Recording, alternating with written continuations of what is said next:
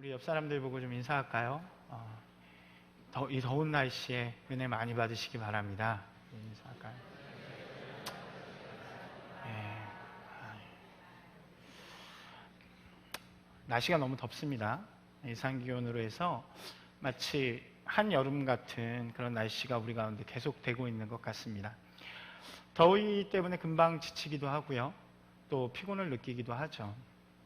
이럴 때면 몸의 건강이 얼마나 중요한가를 좀 돌아보게 됩니다. 그때마다 다짐하는 것들이 있죠. 무엇입니까? 운동해야지. 이렇게 다 다짐을 합니다. 그리고 그런 다짐이 있을 때마다 항상 들어가는 것은 돈입니다. 꼭 12개월짜리가 유혹을 합니다. 한 달에 27,000원. 그냥 한 달로 끊으면 75,000원인데 12개월로 하면 27,000원. 그러면은 끊고 또 며칠을 다니다가 그 12개월짜리를 하늘로 날려보내는 그런 일들을 반복하게 되는 경우가 있습니다.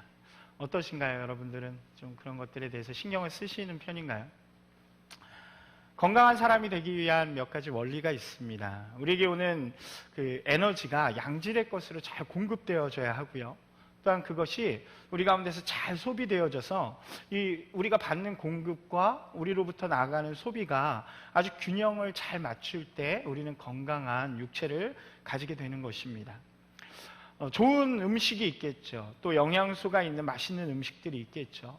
그리고 충분한 쉼이나 휴식, 그리고 잠자는 것 등이 우리에게 좋은 에너지를 공급할 수 있는 공급원입니다. 그리고 반대로 우리가 소비하는 것은 운동한다든가 또 일을 한다든가 좀 더럽긴 하지만 생리적인 배출을 잘 해야 우리 가운데 건강함을 유지할 수 있다는 것입니다.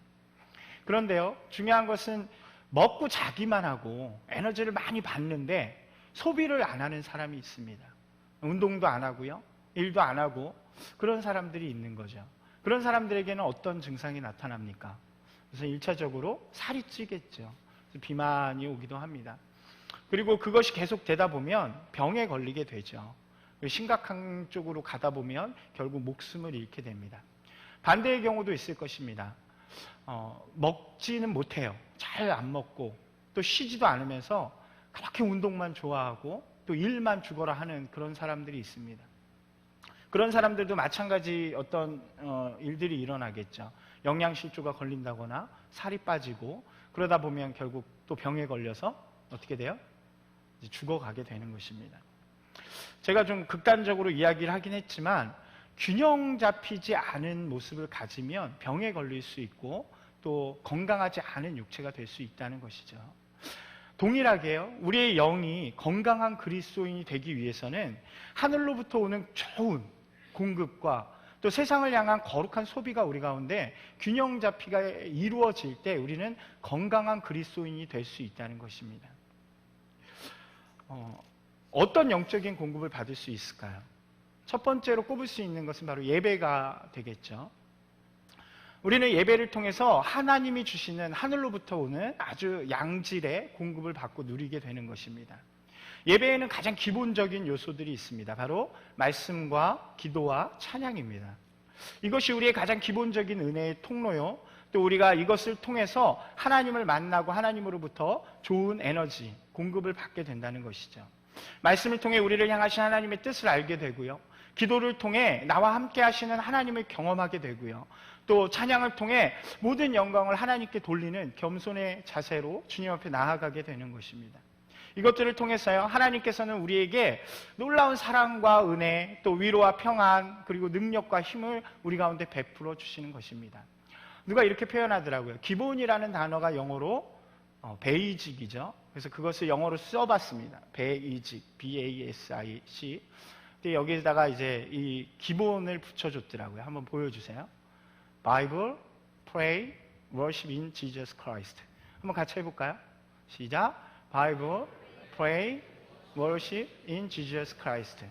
말씀과 기도와 예배가 찬양하는 것이, 경배하는 것이 그 누구 안에서요? 예수 그리스도 안에서 말씀을 누리고 또 주님께 기도하며 나아가고 또 경배와 찬양을 드리면서 나아가는 것이 무엇입니까? 우리의 가장 기본적인 거라는 거죠. 그것을 통해서 하나님이 우리에게 주시는 놀라운 양질의 공급, 은혜들을 우리가 누린다는 것입니다. 또 다른 영적 공급이 있죠. 그것은 바로 훈련입니다. 영적인 양육을 받는 것을 이야기합니다. 훈련을 통해서요, 불분명한 것들이 분명해집니다. 또 삶의 자리를 내어드리는 훈련을 통해서요, 실제 나의 삶에 임하시는 하나님을 경험하게 되는 것입니다. 기적을 체험하고요, 은혜를 체험하는 그런 일들이 훈련을 통해서 일어나는 것입니다. 제가 제자 양육을 하고 있는데요, 저와 함께 하시는 분들이 처음에는 반드시 훈련이 필요한가에 대한 의문을 가지고 계시더라고요. 그런데 시간이 지나가면서 훈련을 통해서 모르던 것들 혹은 그냥 알긴 알지만 정확하게 표현하지 못했던 것들이 그 삶 가운데서 분명해지는 것을 보게 됩니다. 그래서 저는 그것을 표현할 때요, 단단해진다라고 표현을 해요. 예배를 통해서 우리가 하나님을 누리고 하나님을 아는 것들이 점점 풍성해집니다. 그러나 예배라는 것은 때로는 대중들을 향한 것이기 때문에 좀 불분명할 때가 있어요. 근데 훈련을 통해서 그것을 세심하게 우리가 알게 되고 그것을 통해서 우리의 삶과 우리의 영혼이 단단해질 수 있다는 거죠. 이 바로 예배와 훈련, 이것이 양육이 우리에게 주시는 하늘로부터의 공급이라는 것입니다. 그런데 아까 말씀드렸던 것처럼 공급만 있으면 안 되죠. 세상을 향한 거룩한 소비가 같이 있을 때 우리는 건강한 크리스천이 된다고 말씀드렸습니다.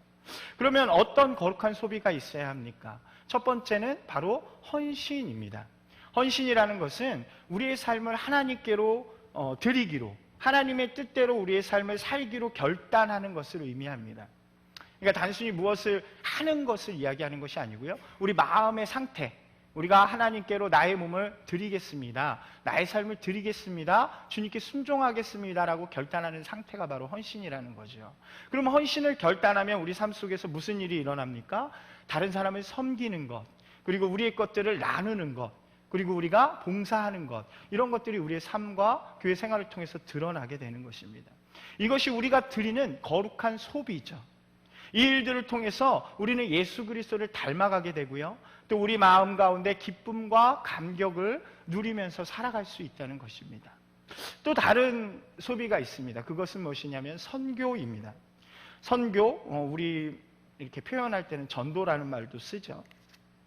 선교와 전도는 우리에게 명하신 하나님의 명령입니다. 선교나 전도하는 것은 다양한 방법들이 있을 수 있습니다. 선교와 전도에서 가장 쉬운 것은 무엇일까요?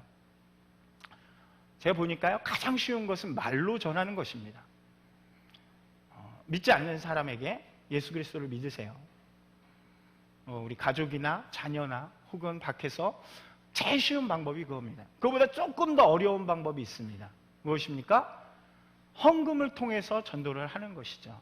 우리가 요즘 레제샤에 대해서 이렇게 하는 것처럼 그 나라를 품고 그 나라를 위해서 선교 헌금을 드리는 것, 그게 말로 전하는 것보다는 조금 더 어려운 것 같아요. 그죠? 그렇기 때문에 우리가 쉽게 하지는 못하지만 이런 기회가 생길 때 할 수 있는 것이죠. 그 다음에 그거보다 조금 더 어려운 것이 있습니다.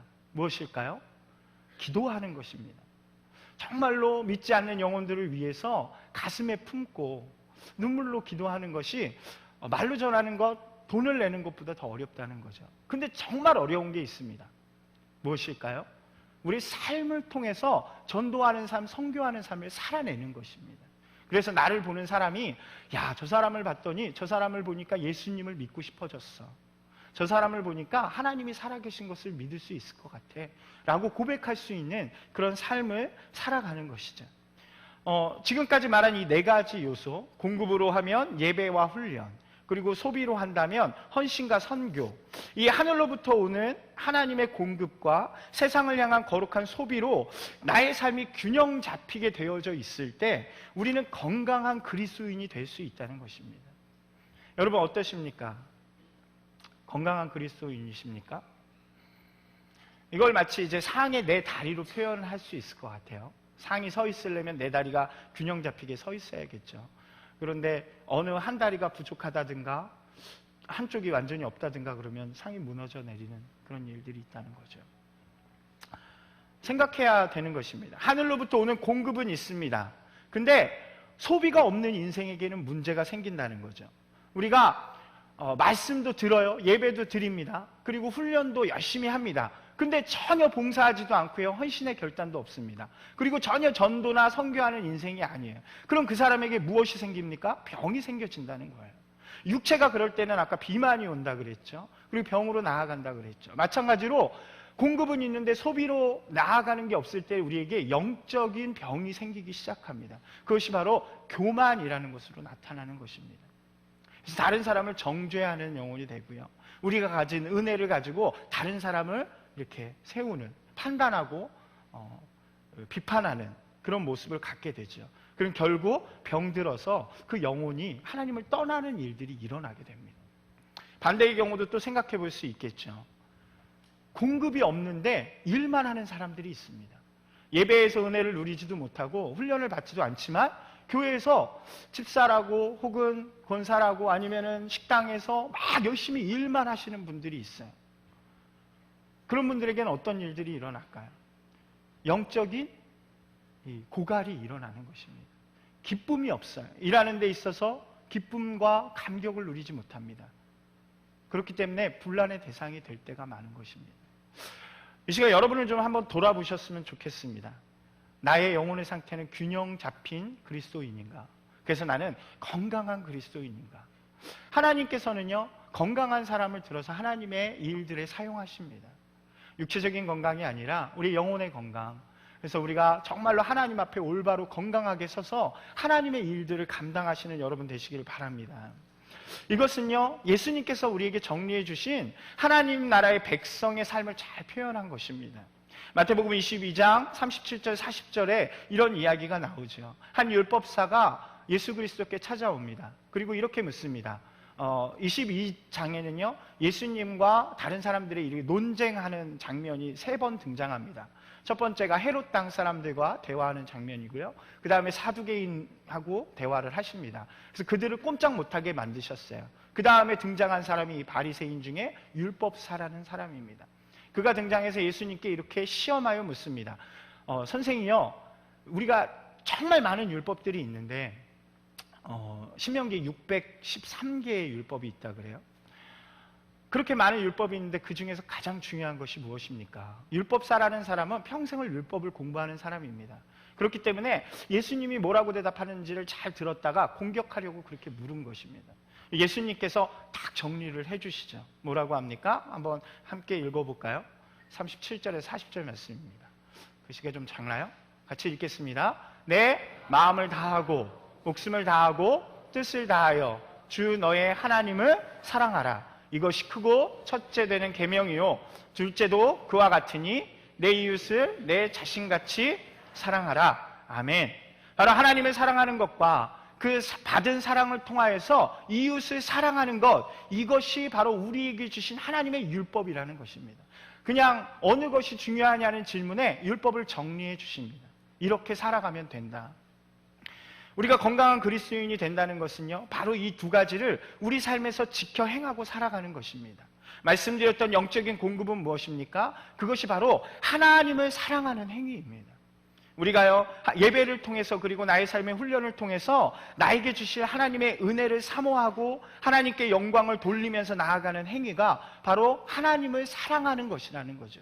우리가 하나님을 사랑함을 통해서 하나님은 우리에게 영적인 공급을 허락해 주십니다. 그리고 그 받은 사랑을 어떻게 합니까? 이제 이웃과 세상을 향해서 거룩한 소비로, 즉 헌신과 선교로 나아가는 것이 바로 내 이웃을 내 몸과 같이 사랑하라 라고 말씀하시는 것입니다. 이처럼 건강한 그리스도인으로 살아가면요, 우리 삶 속에서 건강하기 때문에 이루어나는 거룩한 영향력들이 생겨나게 됩니다. 왜요? 왜 그렇습니까? 그리스도인들은요, 거룩한 영향력을 가진 사람들이기 때문입니다. 그리스도인이 건강하고 진실된 그리스도인으로 살아갈 때 그 길에 열매들이 생겨나고 또 영향력들이 생겨난다는 사실입니다. 사랑하는 여러분, 삶에서 이 예배와 훈련 그리고 헌신과 선교를 균형 잡히게 실천하셔서 그리스도의 영향력을 소유하신 여러분 되시기를 주님의 이름으로 소망합니다. 오늘 본문 말씀을 좀 보도록 하겠습니다. 오늘 본문은요, 이 말씀드린 것 중에 거룩한 소비에 대해서 우리에게 분명하고 명확하게 이야기해 주고 있습니다. 우리 본문이 있는 마태복음 5장부터는요, 우리가 잘 아는 산상수훈이라는 말씀이죠. 예수님이 제자들을 가르치는 말씀입니다. 5장에서 7장에 나오는 이 산상수훈은 예수님께서 제자들을 부르신 이후에 그들을 가르치는 첫 번째 말씀입니다. 이 말씀의 주제는요, 하나님의 나라의 백성으로 살아가는 방법에 대해서 이야기를 해주는 거예요. 좀 더 오늘의 주제와 맞게 부합하게 만들면 바로 하나님의 사람으로서 이 세상에서 영향력을 끼치며 살아갈 수 있는 방법을 예수님께서 제자들에게 이야기해 주시는 장면입니다. 근데 제가 여기서 먼저 생각해 보아야 할 것이 있다고 생각합니다. 산상수훈은요, 예수님께서 사람들에게 많이 알려지거나 이 제자들을 데리고 다니면서 기적을 막 일으키신 후에 가르친 말씀이 아니라는 것이죠. 모이자마자 얼마 안 돼서 제자들에게 가장 먼저 가르치신 것이 하나님 나라의 백성으로서 이 세상 가운데 영향력을 끼치면서 살아가는 사람이 되라고 가르치는 장면입니다. 그리스도의 선한 영향력으로 살아가라는 것입니다. 이것은 우리에게요, 굉장히 중요한 의미를 줍니다. 우리는 때때로 이렇게 생각할 때가 있습니다. 믿음의 수준에 따라서 우리가 행동하는 것이 다르다고 생각할 때가 있습니다. 우리가 가지는 믿음의 단계에 따라서 우리가 해야 할 일이 다르다고 생각할 때가 있습니다. 우리가 처음 나와서 믿음이 어릴 때는요, 그냥 그 사람은 그냥 다니면 된다고 생각합니다. 나는 믿음의 깊이가 깊어져서 이제 10년도 되고 20년도 됐기 때문에 이제 나는 제자 훈련을 해야 돼 라고 생각하는 사람들이 있다는 거죠. 근데 제가 오늘 이 말씀에서 발견한 것은 무엇이냐면 그렇지 않다는 것입니다. 예수님은 제자들을 부르시고요, 바로 그리스도의 영향력으로 살아가는 사람이 되도록 가르치셨습니다. 예수님께서 우리에게 원하시는 것은 무엇입니까? 어느 정도의 믿음의 수준이 되어져서 자격이나 조건이 생겨졌을 때 행하는 믿음이 아니라 믿기로 결정한 그 순간부터, 내가 하나님 백성의 사람이 되기로 결정한 그 순간부터 예수 그리스도의 영향력을 가진 사람으로 살아가라는 것입니다. 예수님께서 그걸 원하신다는 것입니다. 저는요, 예수님께서 오늘 우리에게도 동일한 것을 원하신다고 생각합니다. 교회를 언제부터 다니고 내가 어느 수준인가가 중요한 것이 아니라, 만약 여러분이 지금 삶 속에서 부르심을 받았다면 그 순간부터 우리의 삶을 변화시켜서 영향력 있는 크리스천으로 살아갈 것을 이야기하신다는 것입니다. 오늘 은혜 받고 오늘 변화되고 오늘 도전하여서 영향력을 가지는 삶, 그렇게 살아가는 것이 바로 주님께서 우리에게 원하시는 모습이라는 것이죠. 내가 더 성장하면 그렇게 살아야지가 아니라 내가 그리스도인이 되기로 작정하는 그 순간부터 이미 여러분은 그리스도의 삶을 살아가는 그런 귀한 그 자리로 부르심을 받았다는 사실을 기억하시기를 바랍니다. 오늘 본문은요, 이러한 건강한 그리스도인으로서의 영향력 있는 삶을 세상의 소금과 빛으로 비유해서 우리에게 말씀해 주십니다. 주님께서는요, 제자들에게 세상의 소금과 빛으로 살아가라고 분명하게 이야기합니다. 먼저 첫 번째로 생각해 봐야 할 것은 주님께서 우리에게 세상의 소금이라고 말씀해 주셨다는 것입니다. 한번 같이 읽으실까요? 너희는 세상의 소금이다. 소금의 역할은 무엇입니까? 예나 지금이나 비슷한 것 같아요. 가장 대표적인 역할 두 가지가 있죠. 첫 번째는 바로 방부제의 역할입니다. 썩어가는 것을 썩지 않게 하는 역할을 소금이 감당하고 있습니다. 두 번째는 무엇입니까? 바로 맛을 내는 효과를 가지고 있죠. 그런 기능을 가지고 있는 것입니다. 그래서 몸이 건조한 음식에 소금이 들어가면 맛이 있죠. 저희 집에요, 온유리가 있는데요, 하루는 걔가 소금을 다 쏟아 부었습니다. 땅에다가. 그래서 저희가 한 일주일을 소금 없이 이렇게 계란 후라이와 먹은 적이 있습니다. 얼마나 몸이 건조하던지요. 소금이 들어가니까 맛이 달라지고 다른 음식 같더라고요. 이 생각을 좀 하시면서 이 말씀에 대해서 이해하시면 조금 더 명확해질 거라고 생각을 합니다. 예수님께서는요, 제자들에게 세상의 소금이 되라고 말씀하십니다. 바로요, 점점 악해져만 가는 이 세상 속에서 그 악해져가는 세상을 거룩하게 만드는 사람으로 살아가라고 제자를 부르셨다는 것입니다. 세상의 법칙은 동일하죠. 가만히 두면 썩어가는 것입니다. 가만히 두면 악해져 가는 것입니다. 지금도요, 세상은 점점 악해져 가고 있습니다. 그 가운데 그리스도인이 들어가면 어떤 일이 일어나야 합니까? 그 악해져만 가는 세상이요, 변화되어지는 것입니다. 깨끗한 세상이 되어져 가는 것입니다. 하나님이 원하시는 거룩한 세상이 되어져 가야 한다는 것입니다. 그것이 그리스도인의 역할이요, 기능이 되어야 한다는 것입니다. 여러분 어떠십니까? 여러분이 있는 곳에서 죄악됨이 사라지는 그런 기능을 담당하면서 살아가십니까? 악한 행동과 습관들이 여러분들로 인하여서 변화되고 있습니까? 그렇게 살아가는 것이 바로 그리스도인이 살아가야 될 길이라고 예수 그리스도께서 오늘 말씀해 주고 계시는 것입니다. 또 맛을 잃어가는 세상입니다. 맛이 없는 무미건조한 세상 가운데 그리스도인으로서 맛난 세상을 만들어 가라고 우리에게 말씀해 주시는 것입니다. 그리스도인의 맛은 무엇입니까? 그것은 그리스도인의 가치와 의무인 것입니다. 하나님이 주시는 사랑과 은혜이고 위로와 감사고 나눔인 것입니다. 세상의 가치는 무엇입니까? 돈과 명예요, 권력과 나의 행복, 그리고 나의 욕심과 욕망입니다. 그리스도인이 가는 곳에요, 우리 그리스도인의 가치가 전파되어져야 한다는 것입니다. 절망으로 힘들어서 괴로워서 나락으로 가는 사람들에게 우리 그리스도인들이 가면 그 사람이 변화해져서 살맛 나는 세상이 되어야 한다는 것입니다. 그리스도인의 맛을 느끼는 사람이 되어야 한다는 것입니다. 한 번 더 묻겠습니다. 여러분으로 인해서 의미 없는 세상이, 의미 없는 인생이 그 의미를 찾아가는 그런 인생이 되어집니까? 가치 없는 장소가 가치 있는 장소로 변화되어집니까? 여러분으로 인해서 살맛 나는 세상이 되어지고 있습니까? 예수님은요, 우리에게 이렇게 세상의 소금으로 반드시 살아갈 것을 오늘 명령하시는 것입니다. 여러분이요, 건강하고 역동적인 그리스도인이 되었어서요, 세상으로 나아갈 때에 하나님께서는 우리를 통해서 그 가치를 회복시켜 주시고 그리스도인의 만나는 세상을 만들어 주시고 이 세상을 하나님의 거룩한 세상으로 만들어 주실 것입니다. 여러분, 여러분의 건강함을 통해서 그러한 일들이 여러분의 삶 속에서 일어나기를 주님의 이름으로 축복합니다. 우리의 가정이 변화되고요, 우리의 직장이 변화되고 공동체가 변화되어지는 그 변화의 중심에 여러분들이 건강한 그리스도인으로 서 있기를 소망합니다. 그런데 재미있는 것은요, 소금이 맛을 잃었다는 거예요. 오늘 말씀 13절에 보니까요, 그렇게 이야기하죠. 소금이 만일 그 맛을 잃으면 무엇으로 짜게 하리요? 후에는 아무 쓸데없어 다만 밖에 버려져 사람에게 밟히운다고 이야기합니다. 소금이 맛을 잃으면 쓸데가 없어집니다. 그리고 버려집니다. 버려진 소금은 밖에 밟히우는 것입니다. 소금의 맛은요, 그리스도의 의미와 가치라고 이야기했습니다. 주님의 사랑과 은혜입니다. 기쁨과 감사입니다. 그런데요, 그 맛을 잃었다고 이야기합니다. 그러면 이 맛을 잃은 그리스도인들은 어떤 기준으로 살아가는 것입니까? 아까 말씀드렸던 세상의 가치를 추구하면서 살아가는 거예요. 그리스도인이지만 세상의 권력을 추구하고요, 돈을 추구하고 명예를 추구하면서 자신의 행복과 욕심을 추구하면서 사는 사람이 된다는 거예요. 그리스도인이 맛을 잃으면. 근데 그 맛을 잃으면 어떻게 돼요? 버리워져서 밟히운다고 이야기합니다. 쓸데가 없어집니다. 밖에 버리워서 밟히는 인생입니다. 여러분, 우리 인생을 보십시오. 어떻습니까? 실제로 그리스도인이 너무나도 밟히는 인생이 됐잖아요. 그리스도인들이 너무 욕먹는 인생이 됐잖아요. 왜 그렇습니까? 그리스도인들이 맛을 잃어서 그렇습니다.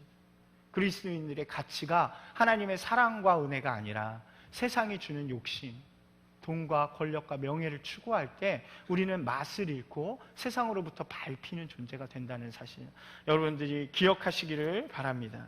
사랑하는 여러분, 맛있는 소금이 되시길 바랍니다. 세상에 여러분을 통해서요, 정말 살맛 나는 세상이 되기를 원합니다. 여러분의 가정에요, 자녀들이 나는 아빠 엄마를 통해서 정말 살맛 나. 한번 같이 해볼까요? 살맛 나. 옆분들하고 고백해 보겠습니다. 난 당신으로 인해서 살맛이 납니다. 진짜 살맛 없어 막 이래. 막 이게 아니라 옆 사람들을 보니 정말 내 인생에 살맛이 납니다 라고 이렇게 고백하는 인생이 되주시기를 주님의 이름으로 축원합니다. 오늘 본문에 보니까요, 이 본문 바로 앞에 우리가 잘 아는 팔복이 등장을 합니다. 이 팔복의 의미는 바로 소금으로 살아가는 사람들의 모습을 이야기하는 것입니다. 이 세상 속에서 하나님의 백성으로 하나님의 그 성품, 하나님께서 주신 성품으로 살아가는 그 사람들의 모습을 이야기하는 것입니다. 구조는 그렇죠. 하나님의 사람으로 살아가는 성품 이야기를 하고 그들이 복을 누리는데 그 복이 이거다라고 이야기하는데 그 복을 다 살펴보니까요, 세상의 복이 하나도 없습니다. 그렇기 때문에 이 팔복은요, 세상에서 복 받으라고 이야기하는 것이 아니에요. 그럼 무엇을 이야기합니까? 하나님의 사람으로 살아갈 때 정말 하나님과 함께하는 그 가치가 회복되어지고 하나님의 그 능력을 받는 그리스도인이 되는 것, 영향력 있는 크리스천으로 살아갈 수 있는 것을 우리에게 보여주는 말씀이라는 것입니다. 심령이 가난한 자는 누구입니까? 하나님을 갈망하는 자입니다. 하나님을 간절히 구하는 자입니다. 마음이 가난하대요. 그 심령이 가난해서 누구를 바라봅니까? 하나님을 바라보는 자입니다. 애통하는 자는 누구입니까? 자신의 죄를 슬퍼하면서 회개하는 사람이 애통하는 사람입니다. 온유한 사람은 누구입니까? 겸손하게 다른 사람을 섬기는 사람이 온유한 사람입니다. 의에 줄이고 목마른 사람은 누구입니까? 하나님의 뜻을 행하기를 사모하는 거예요. 의에 줄였대요. 배고프니까 뭘 먹어요? 의를 먹고 싶은 것입니다. 의는 무엇입니까? 하나님의 뜻이에요.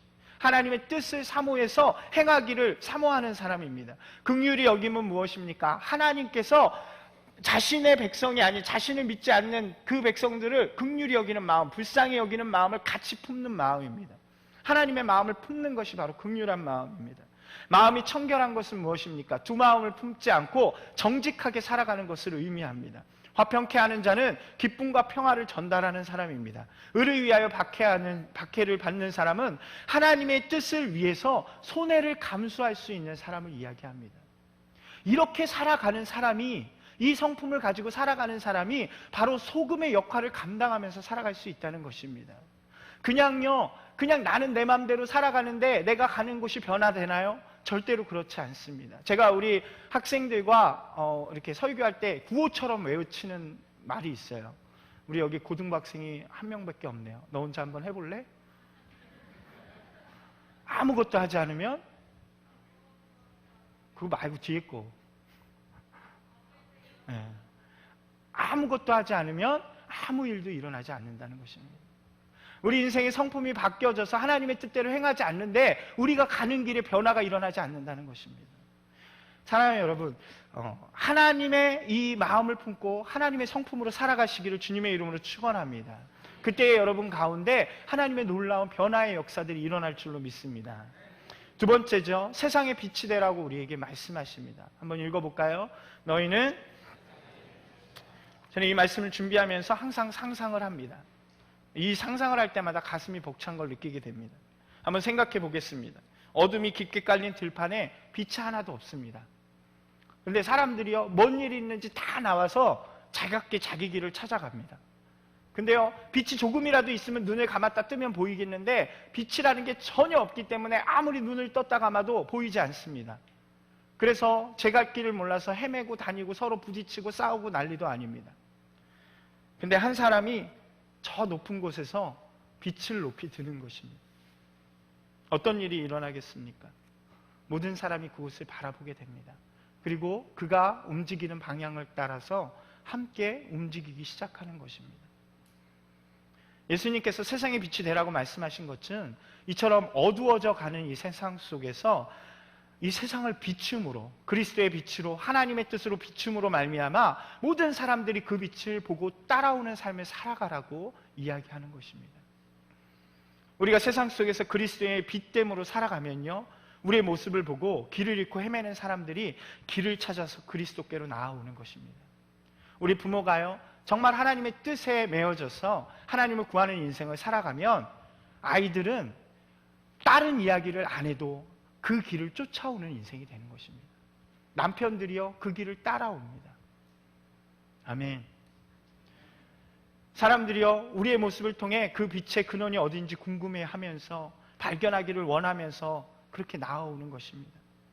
예수님께서는요, 제자들에게 그러한 삶을 살라고 오늘 이야기하시는 것입니다. 이러한 빛은 우리의 삶에 어떻게 드러난다고 이야기합니까? 16절 함께 읽겠습니다. 이같이 너희 빛이 사람 앞에 비치게 하여 그들로 너희 착한 행실을 보고 하늘에 계신 너희 아버지께 영광을 돌리게 하라. 바로 착한 행실을 이야기합니다. 곧 선한 일을 통해 드러나게 된다는 것입니다. 여기서 선한 일, 착한 행실이라는 것, 이것은 좀 불분명한 것처럼 보입니다. 그러나 성경에서 이야기하는 착하고 선한 것은 오직 하나님의 뜻을 행하는 것, 그것을 이야기합니다. 다시 한번 읽어보면요, 우리가 하나님의 뜻을 행함을 통해서 우리의 빛이 세상 앞에 드러나게 한다는 것입니다. 그리고 그렇게 살아갈 때 하나님은 영광을 받으신다는 것입니다. 소금이 나의 내적인 변화와 성품을 통해서 나타나는 것이라면, 빛은 우리가 실제적으로 드러나서 세상과 이웃을 향해서 능동적으로 내어놓는 우리의 행함을 의미하는 것입니다. 그러므로 우리가 세상의 빛으로 살아가라는 것은요, 실제적으로 그리스도인으로서의 삶을 세상 속에서 드러내면서 살아갈 것을 이야기하는 것입니다. 예수님의 제자로서 착한 행실을 하면서 남을 돕고 남에게 그리스도를 전파하면서 그렇게 살아갈 것을 이야기하는 것입니다. 여러분, 어떻게 살아가십니까? 그리스도인의 소금으로서 빛으로서 살아갈 때에 우리의 가정이 변화되어지고, 또 직장이 변화되어지고, 교회가 변화되어지고, 공동체가 변화될 줄로 믿습니다. 예수님께서 빛과 소금을 통해서 우리에게 말씀하고 싶으신 것이 있습니다. 첫 번째로는요, 그리스도인은 세상과는 다른 삶을 사는 구별된 사람들이라는 것을 인정하고 결단해야 한다는 것입니다. 여러분은 구별된 사람들입니다. 한번 따라서 할까요? 나는 구별된 사람입니다. 세상으로부터 구별되어져 있습니다. 그 부르심이 여러분 가운데 있는 것입니다. 만약 그것에 여러분이 응답하신다면 여러분 마음 가운데 이제 그것을 결단하는 삶을 살아야 합니다. 하나님, 나는 이제부터 소금의 삶을 살겠습니다. 하나님의 성품을 가지고 살겠습니다. 하나님, 세상 속에서 내가 그리스도인됨을 드러내며 하나님의 영광을 돌리는 삶을 살아가겠습니다 라고 결단하는 인생이 되어야 한다는 것입니다. 이러한 구별됨이 두 번째, 우리에게 의무와 책임을 준다는 것입니다. 그것은 방금 말씀드린 것처럼 소극적인 방법으로서는 내가 변화돼서 하나님의 성품으로 살아가는 것을 이야기합니다. 적극적인 방법은 무엇입니까? 세상 가운데 빛을 드러내는 삶을 이야기합니다. 세 번째입니다. 이러한 의무와 책임은 전적으로 나를 소비해서 다른 것을 유익하게 하는 것이라는 거죠. 다시 한번 합니다. 나를 소비해서 다른 것을 유익하게 하는 것. 소금과 빛의 공통점은 무엇입니까? 소금이 소금의 역할을 하려면 자신은 죽고 녹아져야 하는 것입니다. 그때 역할을 할 수 있어요. 빛도 마찬가지죠. 지금이야 우리가 전기를 쓰지만 예전에 초라든가 초롱불은 다 자신의 몸을 태워서 다른 것들을 밝히는 것이었습니다. 동일하게요, 하나님의 사람은 나를 소비해서 하나님께는 영광을 돌리고 다른 사람에게는 하나님의 은혜와 사랑을 전하는 사람이 되어야 한다는 것입니다. 누가 그 길을 가셨습니까? 바로 예수 그리스도께서 그 길을 가셨습니다. 하나님의 몸 대신 자신을 십자가에 못 박혀서 죽으심을 통하여서 하나님께는 영광이요, 우리에게는 구원을 베푸신 분이 바로 예수님이신 것입니다. 그를 통해서 우리는 구원을 받았고 하나님의 백성이 되었습니다. 우리가 그리스도인이 된다는 것은, 그리고 진짜 그리스도인으로 살아간다는 것은 나도 그 길을 가는 것을 의미합니다. 영향력 있는 삶, 열매 맺는 삶은 바로 내가 나를 소비해서 다른 사람을 비출 때 가능하다는 것입니다. 자신의 것을 희생해서 다른 사람을 살리는 그런 경험을 우리가 할 때요, 우리가 진정한 사랑을 경험하게 됩니다. 예수 그리스도의 진정한 마음을 언제 경험해요?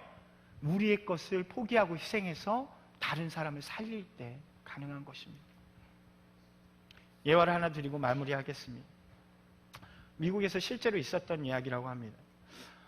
한 시골에 12살 난 누나와 10살 난 남동생이 살고 있었습니다. 부모님은 둘 다 이제 회사를 다녀서 낮에는 이 둘이서 시간을 보내게 되었습니다. 그런데 그만 사고가 나서 누나가 다치게 됩니다. 큰 사고는 아니었지만 깊게 패여서 피가 많이 흘렀습니다. 그래서 빨리 병원으로 갔지요. 시골이었기 때문에 좋은 시설도 없었습니다. 낙후된 곳이었던 것 같습니다. 그런데 이제 의사가 와서 이것저것 보니까 겉으로는 크게 문제는 없습니다. 그런데 뭐가 문제가 돼요? 피가 문제가 되는 거예요. 그래서 여기저기 사람들 알아봤지만 그에게 맞는 피가 없었습니다. 그래서 보니까 10살 난 동생이 있습니다. 근데 지금 필요한 양은 수혈할 만큼이 아니라 지금 응급 상황을 처치할 수 있는 정도라 그 어린아이에게 부탁하기로 결정을 한 것 같습니다. 의사가 동생을 데리고 이야기를 합니다. 놀란 가슴으로 그렇게 있는 동생에게 누나는 괜찮단다, 너무 걱정하지 말아라. 근데 지금 피를 너무 많이 흘렸기 때문에 그것이 좀 문제가 된단다. 너만 괜찮다면 네 피를 뽑아서 우리 누나에게 줬으면 좋겠다. 그렇게 이야기를 합니다. 동생이 너무 심각해지는 거예요. 하긴 10살인데 심각할 수 있죠. 근데 잠깐 생각을 합니다. 굉장히 오랫동안 생각을 합니다. 그러더니 마음에 다짐을 하고 의사 선생님한테 가서 제 피를 뽑아서 누나를 줄게요. 이렇게 결정을 합니다. 그리고 크지 않은 일이었기 때문에 쉽게 금방 그 일들을 해결합니다. 그리고 피를 수혈하고 나오게 되죠. 근데 의사 선생님이 이렇게 있는 아이에게 이야기합니다. 너무 잘 됐다. 너 때문에 누나는 살 수 있어. 참 고맙다. 참 용감했단다. 라고 이야기합니다. 그때 그 아이가 눈물을 뚝 흘리면서 이런 이야기를 합니다. 선생님, 근데 저는 언제 죽어요? 이 아이의 마음속에는요, 피를 뽑으면 자기가 죽는다고 생각을 한 거죠. 그럼에도 불구하고 누나를 살리기 위해서 자신의 피를 뽑기로 결정한 것입니다. 여러분, 이 어린아이의 마음이 저와 여러분의 마음이 되기를 소망합니다. 이제 내일부터 여름 사역을 위한 새벽 기도회가 시작이 돼요. 이번에는 우리 아이들을 향한 기도 제목을 모두 받았습니다. 그래서 그것을 이렇게 다음 세대를 위한 기도 제목 해가지고 해놨습니다. 그러니까 아직 안 내신 분들이 있는 것 같아요. 혹시 안 내신 분들은 다시 내시면 여기에는 못 넣고 뒤에다가 첨부로 넣어드립니다. 이번에는 특별히 기도하는 시간이에요. 저는 여러분들이 우리 아이들을 내 아이 품듯이 품고 기도해 주시기를 소망합니다. 내 아이를 사랑하는 건요, 희생이 아니죠. 내 아이만을 위해서 내 것을 내놓는 것은 희생이 아닙니다. 정말 희생은 무엇입니까? 하나님이 사랑하는 영혼을 위해서 내 것을 내어놓는 것입니다. 여러분의 시간을 내어주시기 바랍니다. 여러분의 헌신을 내어주시기 바랍니다. 그래서 우리 아이들이 정말로 이 세상 속에서 이 여름 사역을 통해서 매번 오는 여름 사역이지만 그렇게 생각하는 순간 우리는 실패를 하는 거예요. 이번에 오는 특별한 여름 사역을 통해서 이번에 주실 것들을 기대하면서 정말 우리 아이들이 변화돼서 우리 교회가 추구하는 세상을 품은 탁월한 크리스찬 리더십으로 자라날 수 있게 해달라고, 우리 인생이 변화돼서 꿈꾸고 이 세상을 정복하고 다스리는 하나님의 용사 되어 달라고 그렇게 여러분 간절히 기도해 주시는 분들이 되시기를 바랍니다. 그리고 도전합니다. 하나님께서는요, 우리를 영향력 있는 크리스천으로 살아가라고 불러주셨습니다. 그냥 맨날 울다가 오는 그런 크리스천이 아니라요, 진짜 크리스천, 영향력 있는, 여러분을 통해서 이 세상이 변화되는 그런 크리스천으로 불러주셨습니다. 그를 위해서 여러분의 것들을 내어놓고 하나님께로 달려나아가시는 여러분들이 되시기를 주님의 이름으로 축원합니다.